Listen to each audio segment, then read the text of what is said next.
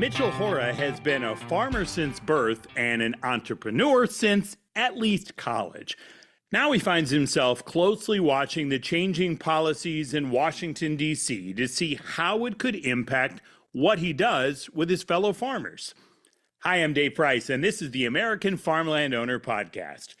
Mitchell was on his phone constantly to see what Congress was deliberating on a number of issues, but especially the 45Z tax credits.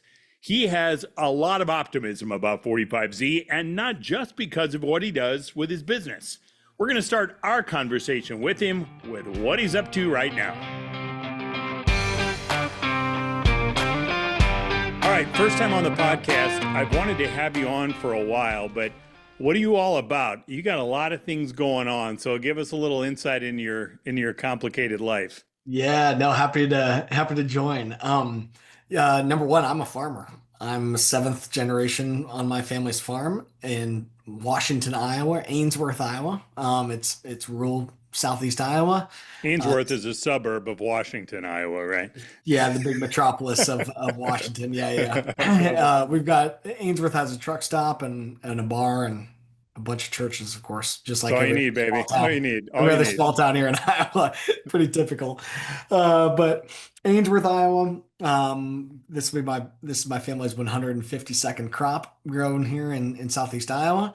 Farming with my parents and my brother, about 1,200 acres of corn, soybeans, and some cereal rye. That as we're recording this, we're going to be starting to harvest some rye here in the coming days. So it'll be good to Nice. get the combine out and do some combining here. We do some relay cropping with all that, but yeah, so able to help out on the farm, and own some farmland and got a farming entity of my own and whatnot. But my main thing is I'm the founder and CEO of Continuum Ag. We are a software company that helps farmers quantify and verify their carbon intensity score, which if anyone hasn't heard of that yet, it's essentially your farm's carbon footprint per bushel.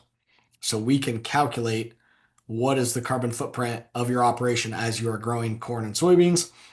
And that's important, particularly for what we're going to talk about today, because the footprint of your corn and soybeans is part of the footprint of the ethanol or biodiesel that's turned into. And it will be extremely important here. Also, if your crop is going into livestock production or going down the river, like most of mine does, on my family's farm, because of the this new 45Z tax credit, though, is bringing about an opportunity for us to really tell our story. And as a farmer myself and a tech entrepreneur, just trying to help more farmers be able to tell their story and make sure that farmers get an equitable share of the financial gain. You talk about the necessity in farming for evolution and thinking ahead for the future. What is it about this carbon footprint? You're a decade into this business now. What was it that kind of piqued your interest? Why do you care about this? Yeah, so Continuum Ag today looks nothing like it looked, or it doesn't even resemble Hmm. anything I could have imagined back in 2015 when I started this. And I joke, we were drinking beer at the AGR fraternity house in Ames, Iowa, my favorite place.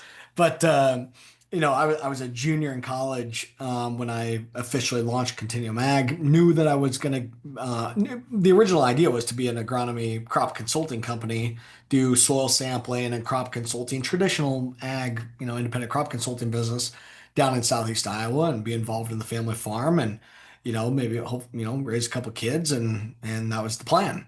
But I found a niche with the Haney soil health test, and we started building some software for the Haney test and launched it in early 2020. And that was right about the time where the carbon markets were really starting to pick up as well, that 1920, 21 timeframe. And so we had gotten hired by companies like Rabobank and Goldman Sachs and John Deere and Land O'Lakes and these companies to do the soil carbon quantification and assist the farmers with the adoption of the regen practices and the data management and whatnot. So we started getting involved in some of these carbon markets, and it was good. Continuum Ag was growing as a software, basically a consulting company that happened to have some software. Okay. But all these carbon credit programs, they didn't work for early adopting farms like mine. That's been no-tilling since 1978, cover cropping since 2013. We didn't qualify. to not in a substantial way for these carbon credit programs at that time. But when the Inflation Reduction Act got passed in August of 2022 and the 45Z program was part of that, that was the light bulb moment where I was able to dig into the GREET model, which is the model named in the law to be utilized.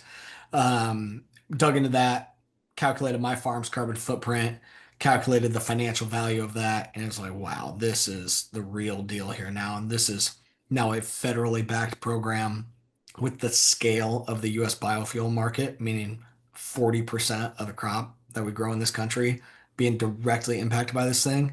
This is a big, big deal. And that was just a light bulb moment where I flipped the company on its head from being a consulting company that happened to have software to being a software company that happened to also really understand regen ag consulting. And we've been scoring farmers, and we do that for free, calculating their CI scores. We've done over 360 million bushels in our software, topsoil.ag.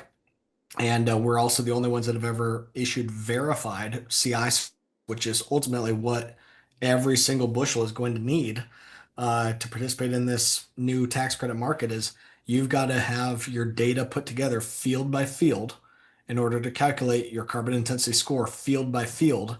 And then that has to be third party audited. And we went ahead and proactively did this, working directly with farmers and a third party auditor.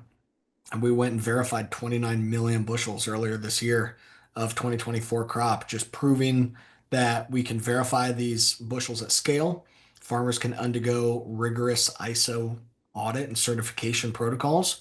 And now we've got the software built out and systems ready to rock and roll. We just need the government stuff to catch up, and it's making some progress. I think we'll get into that here, but yeah, I mean, it's all in my mind. It's all about farmers need to take control of their data, and we need to be in position to help our friends in the biofuel industry to just capitalize on this amazing opportunity that obviously they are battling like crazy in Washington D.C. right now. And this 45Z program is a gift unlike we have ever seen before. And we need to take advantage of it because it is going to completely change global agriculture. You mentioned that we mentioned you started this in 2015. I've covered politics a long time, and one thing that strikes me, that date, that figure, that year 2015, our country is going through this crazy political swings like we used to get maybe every decade or generationally or whatever, but it's far more common now. So you started in 15. 16, we decide as a country, we don't like the way things are going. We give it all to Republicans. They're in control, both chambers of Congress and the White House. 2020, we're like, whoa, whoa, don't like that. So we go completely the other way, give everything to Democrats. 2024, we swing back. And I'm fascinated. Crazy. How are you trying to put all this together in light of this? And we're going to get into this big, beautiful bill act in a second here, but you've got to deal with these wild political swings, which can fantastically impact what you're trying to build, right? That's right. And it's been wild to what you're pointing out. I don't think I've really ever talked about this, actually. It's an awesome question. So back 2015, 2016, right, I'm at Iowa State, getting the company going. And we all thought that Hillary Clinton was going to get elected, right? Everyone thought that's what was going to happen. And the Democrats are going to be running the show. They're going to have all this regen ag stuff going, soil health. Like, man, I'm a genius. I'm set up. Yeah. In an awesome spot, right? You know, Hillary's going to come in and we're going to have all this funding and stuff for soil health practices and all this. And then Trump gets elected and it's like, well, geez, are we going to be done for? And no, the opposite happened. Like the free market stepped up and the free market had money and they started all these programs and the private sector went and did it and we grew like crazy. And then, 2020 comes along and it was, well, Trump's going to, there's all these private sector programs that are going. Mm-hmm. Trump's going to keep reducing taxes and stuff, and they're going to keep investing even more money into these private sector programs.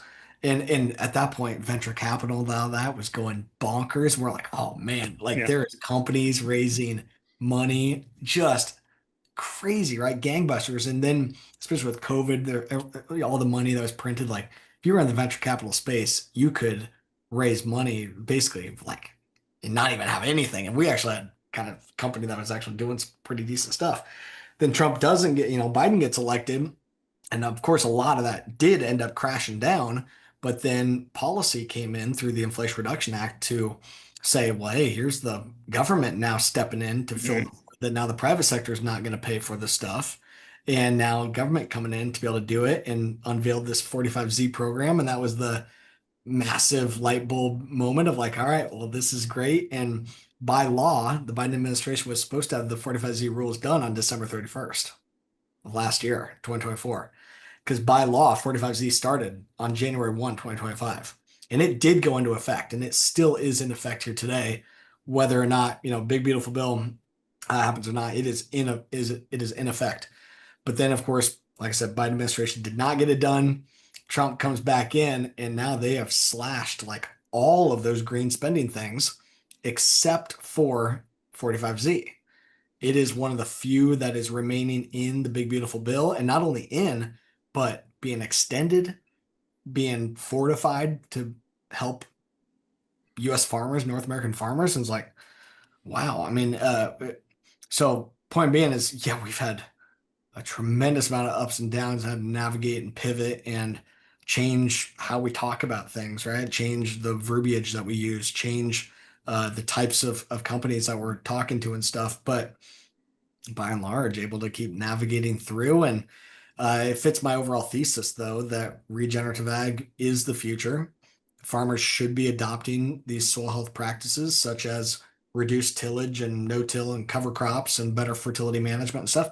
Those things are just good no matter what side of the political spectrum you're on, no matter who's in power, no matter where the money's coming from, no matter what the goalposts are. Like these are just the right tried and true principles. And farmer data is always going to continue to be valuable as well. So let's focus on that and we're ready for whatever. And hopefully things settle into place whether we want to, and things can actually, uh, you know, take off in a really promising manner. And it looks like they will, and I can explain some of that. But yeah, it's been a really wild ride. But still here and still fighting the good fight and having fun. So how have you handled the question? You do this live chat every Tuesday morning, and I assume it's sort of an anything goes kind of thing, Yeah. where you open yourself up to ask stuff because of how politics can be so sensitive, but also sometimes unpredictable too. So how are you handling the political side of it? I mean, I mostly keep out of it, right? Of course, I've got my own political Yeah. leanings, like everyone does, but it's like, hey, this is good bipartisan. It's a bipartisan thing, right? 45Z is helps liquid fuels, helps farmers, energy, great on, and putting money back in rural America.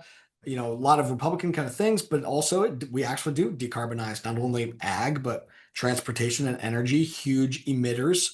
It still is a Inflation Reduction Act policy and does a lot of good on the for the environmental side of things and a lot of policy that the Democrats have been pushing. And so I don't know. For me, it's like, hey, this is something that everyone can get behind. We got to kind of change some of the core talking points and some of the key items. And I think, as farmers and anybody in the space, you kind of learn how to do that based on different audiences that you're speaking to. And I think it's important to understand that. But farming, I think farmers have always remained kind of on a bit of a pedestal too, because we are able to feed in benefit to both sides, and everyone needs farmers, of Yeah. course, and we always can do better. And whether it be try to do better for economic resiliency or less reliance on government or water quality improvements or carbon footprint improvements or nutrient density or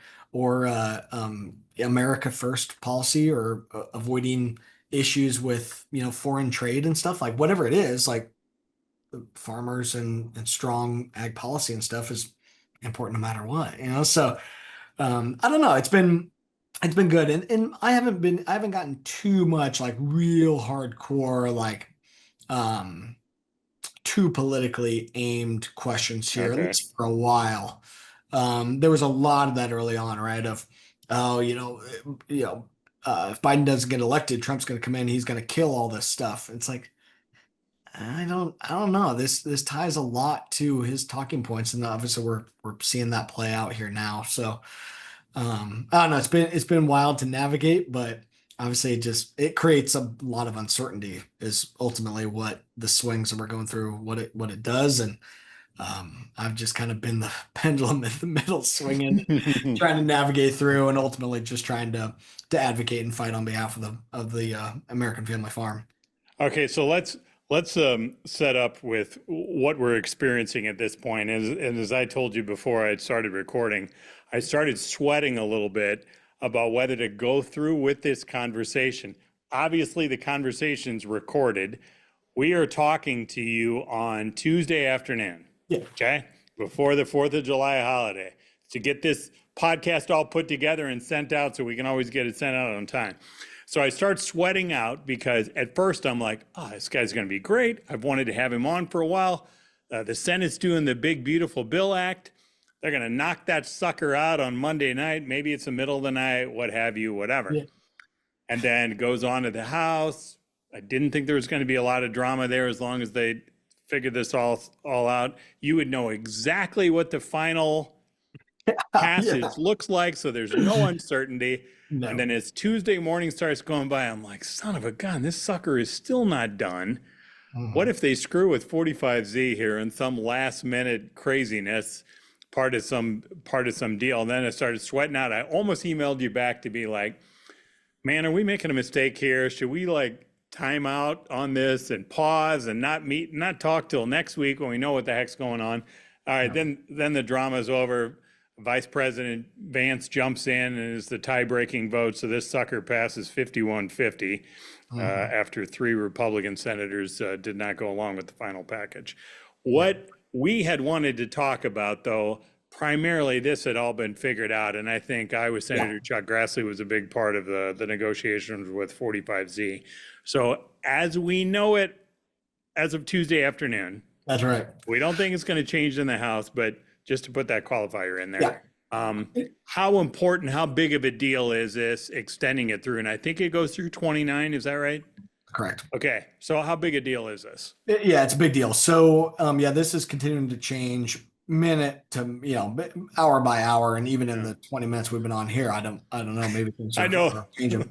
But the last, kind of final updates of where we're sitting right now, Tuesday afternoon, is yeah, earlier today, Senate passed their version of the big beautiful bill with JD Vance's tie-breaking vote, and then we also saw a Speaker of the House saying, "Hey, we are going to get this to Trump on Friday." All signs continue to point to big beautiful bill gets signed into law on Friday, 4th of July. And then next week we'll have some updates, and we'll have a press release and a press conference next week and stuff as well if people want to see anything. But I don't think the 45Z stuff is going to change that much. At least I sure hope not. It's changed a little bit through the couple different versions and committee versions and stuff over the last month. But here's where we are today. So we are amending the Inflation Reduction Act and the 45Z rules in there, which say that there's going to be a tax credit to incentivize the decarbonization of transportation biofuels. So decarbonizing transportation biofuel, ethanol, renewable diesel, biodiesel, sustainable aviation fuel. That's the gist of it. It's decarbonizing the fuel, and the fuel producer gets the tax credit. They earn the credit in such a way that they earn more money the lower the carbon intensity score of the fuel. What was in the amendment here today, it stated that you would round your CI score to the nearest five. Or to, for example, the magic number is the ethanol plant needs to get their score below 50. So to go from 50 to 45 to 40, 35, and so on.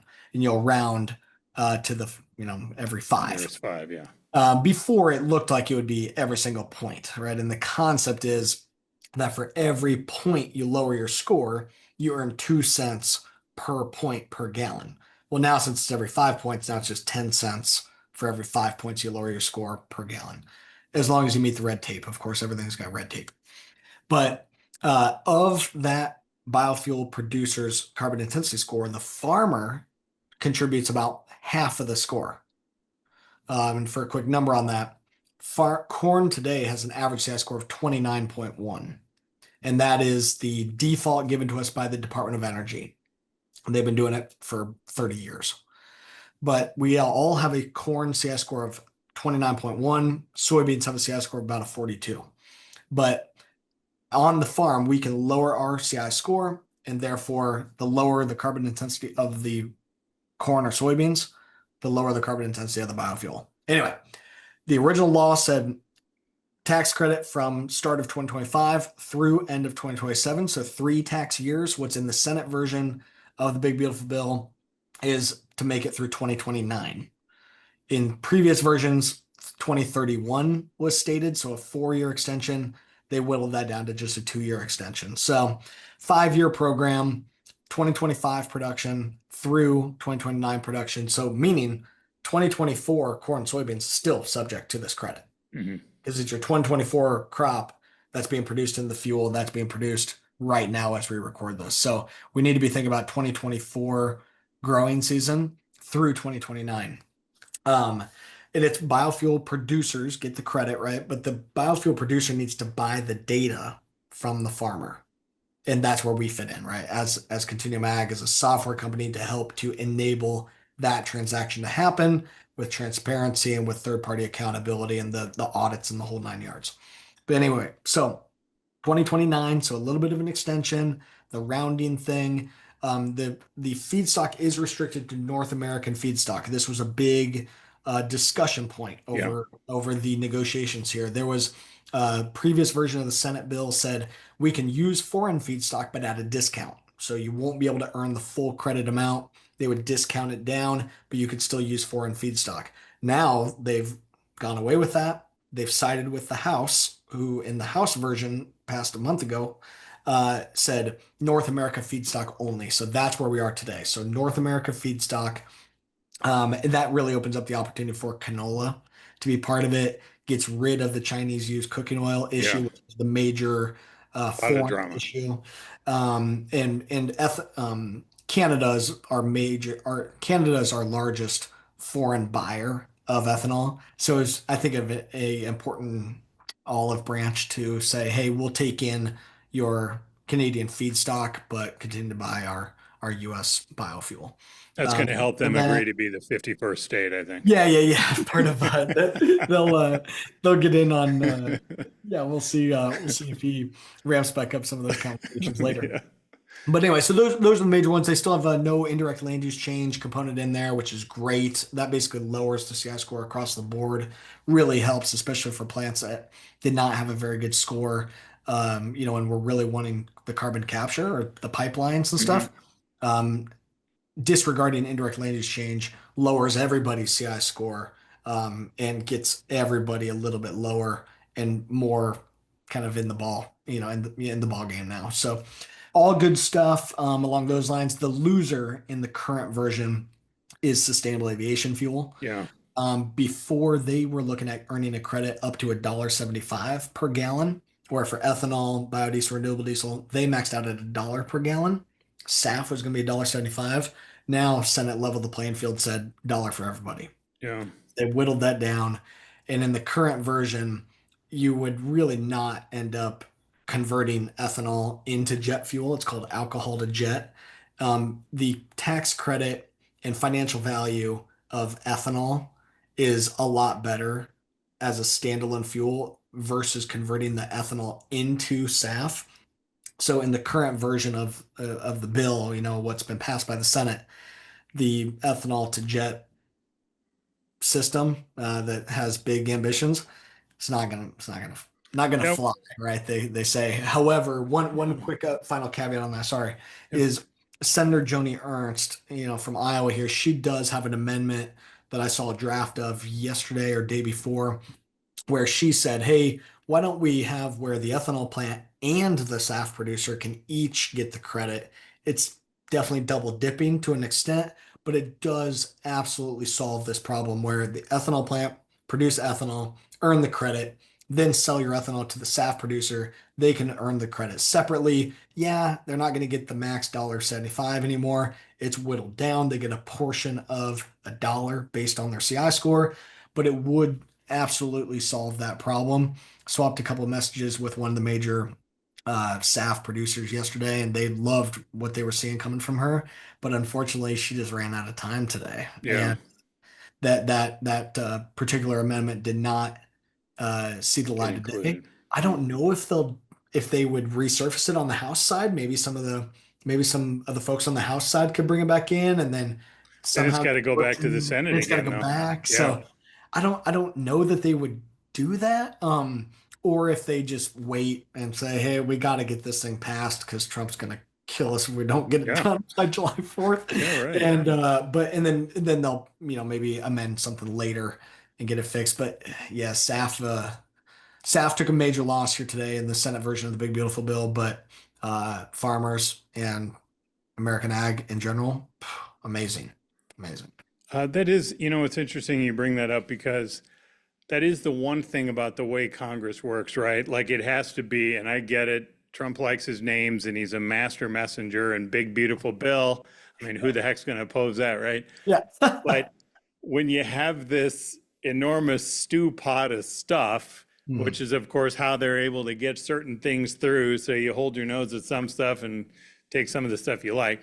But there's nothing that would stop them from doing an additional energy bill of some sort Yeah, yeah, if they would choose to actually do that. I mean, of they course. could still Yeah. do something.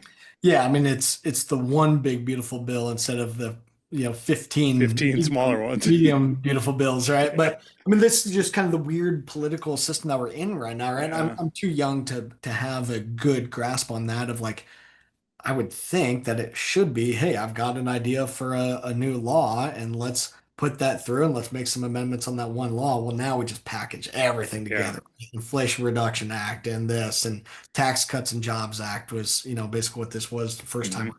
Like you throw all this crap in there that nobody knows what's in it. I've got the final text pulled up here. It's 887 pages long. It's like, gosh dang, like And there's no way they all read it, and they give them certain amount of time to read it yeah, and and stuff. they It's like, come on, man. Like Yeah, nobody's no, reading and that. and some of the political, games that we saw, right? They forced them to read the whole thing over the weekend. A bunch of these interns kind of sitting there. It took like 16 hours for them to read it, which they should be reading what they're actually signing into law, right? But like when we do things like this and bundle it all together, it just makes it impossible to be able to actually do Well, that. and And there's the artificial deadline of July 4th because that's yeah, what the president wants, and he wants it on Independence Day, which is a great lofty. I mean, I'm surprised it's not the red, white, and blue bill or something like that. But there, July 4th is just an arbitrary date. So, yeah, what Senator Ernst was trying to do there, in the grand scheme of things, if that would have delayed this a couple of days, I mean, would that really have been such a bad thing? It's like, yeah. no, they need to get this through to meet the president's deadline. And that's why the process works like it does or It's doesn't marketing and politics, right? for Like sure. it's, they bundle these things together because of politics. They're given and taken in these things and ultimately get across the finish line because of politics. And it's playing the game. It's marketing and politics and putting on a show. And basically from our side, all it is trying to educate our elected officials as good as we can ahead of time, trying to make sure that things are good ahead of time, trying to make sure that like they understand the implications and where to kind of put their foot down versus not. And luckily we do have some elected officials that get it, right? At least on some of these items that are good for farmers. And I've, this is all happening by the minute and I've been in meetings all day. So I don't know. I'm sure there's some things in there that aren't great for farmers. For a Sure. lot of what I've seen so far sounds really good with the death tax, issues and some of these things making those permanent. Like that is a massive deal for the family farm. But things get all bundled in together and you never really Yeah. know. Yeah, exactly. Well, I I wonder forget his maybe name. There's the senator, I think Kennedy from Kentucky or something. He's hilarious, just the way he talks, Louisiana, tells I think. stories. Yeah. Or maybe Louisiana, and he was talking about how sometimes you have a ham and egg sandwich, but you don't get ham, and sometimes you got to get what you get. And he was relating that to these type of bills, like sometimes you order a ham and egg sandwich and you only end up with egg, and it's like it was close and you kind of got what you wanted, but you didn't get everything. Like Yeah. it's, I just thought it was funny how he tied that in, but it is, the way that we're doing things right now, and I don't know that's the right way to do it, but it's just kind of the political The way system they do it. that we're in Well, right now. well, maybe to wrap us up, kind of look ahead. So, unless you just assume the House goes through and doesn't change things, just specifically about 45Z. Yeah. So, how big a deal is this extension now to 29? What will this mean for kind of moving this whole emphasis forward? Yeah, I mean, number one, I didn't really care, to be honest, exactly what the add-on date was going to be. Of course, the longer the better, right? It Sure. allows us to get our ducks in a row, actually create some value, get, things more stable versus it just being, done in 2027. Well, geez, I mean, we got basically no time to Yeah. actually do any good. So the longer the better. Hopefully they extend it further, but it's like, gosh, let's just get the program started, get things going, and we go from there. But the longer deadline, the longer time frame, what it really helps is bigger infrastructure investments around carbon capture, for example, and the pipeline projects, around sustainable aviation fuel production facilities, maybe expanding capacity of your ethanol plant or biofuel production plant. That's where it helps to have a longer time frame, is just as you're implementing bigger infrastructure efforts. From Continuum side, we already have the infrastructure built.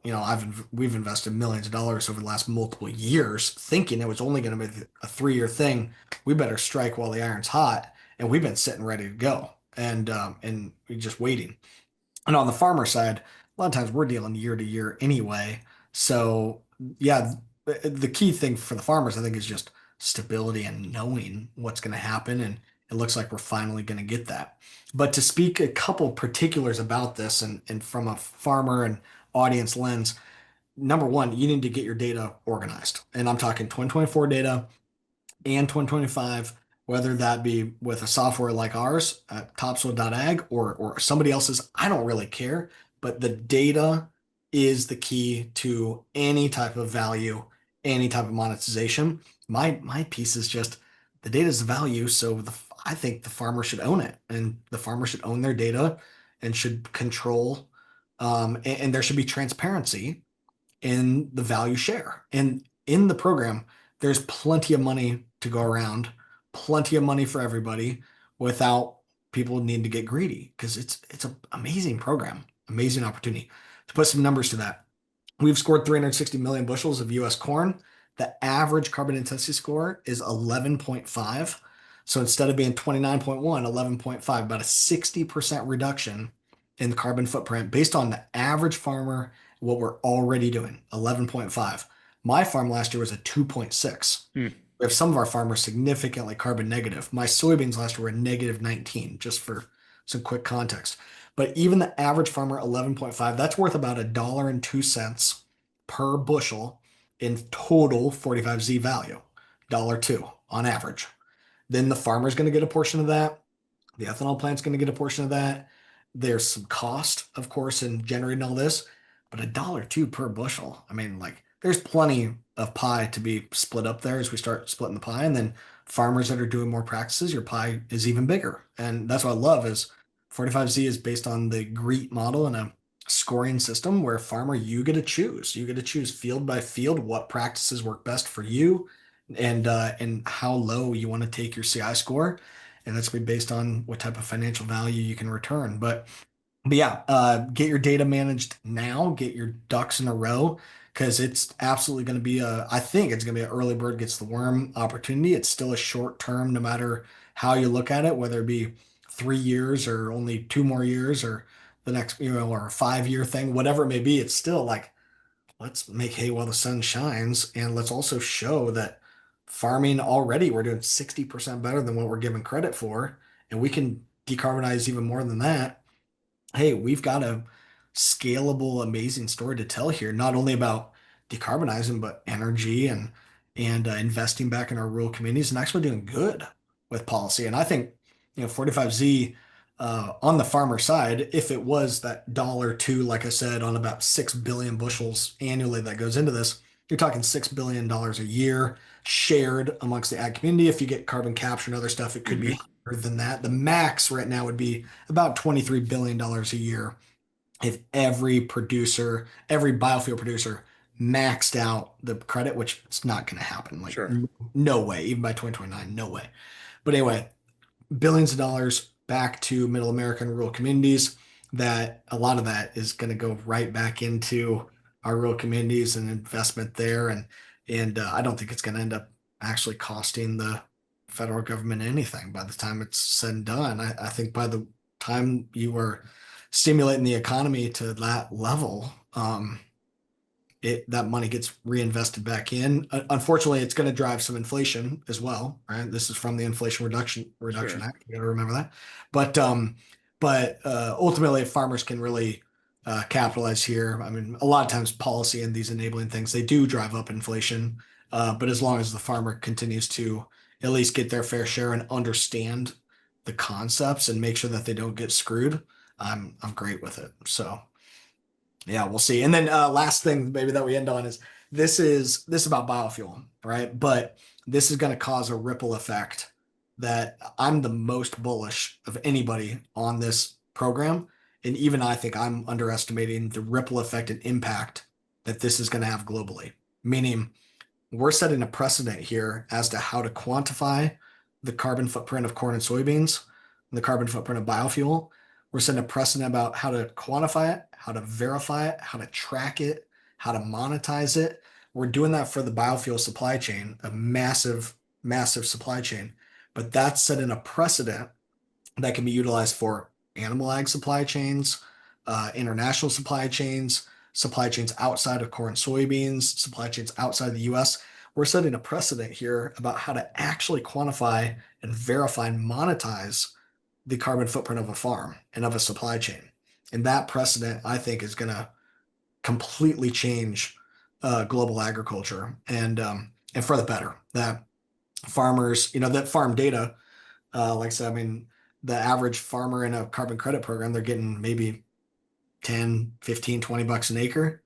And I just told you that the average value in 45Z is going to be about $1 a bushel Yeah. on 100 bushel corn. That's $200 an acre. Like the farmer only needs a percentage of that $200 an acre in shareable value. And it's kicking the shorts off of these existing carbon programs. Like it's going to force all of them to have to rethink everything that they've been working on for the last multiple years. And in a way that I think is going to be amazing for the farmer. Appreciate it. Thanks for the conversation. It's been fun. We'll see if Well, this is all true hopefully, next week, things right? work out the way that we need. That by the time that this, That's hopefully right. by the time this actually drops, we are enjoying our fourth on a boat somewhere with a cold beverage, and Amen things to are that. still shaping out the way that we need them to. But Amen to that. Hey, uh, thanks for the good, conversation. We appreciate the time. appreciate it. Yes, sir. Thank you. Learn more about Mitchell and our profile piece about him. You can find that in our free weekly American Farmland Owner newsletter. It's the place where landowners get their news. We'll have interviews with thought leaders, plus the latest headlines, trends, and challenges. Check it out at AmericanFarmlandOwner.com. Please like and share this podcast so others can find out about it as well. And thanks for caring about the future of our farmland.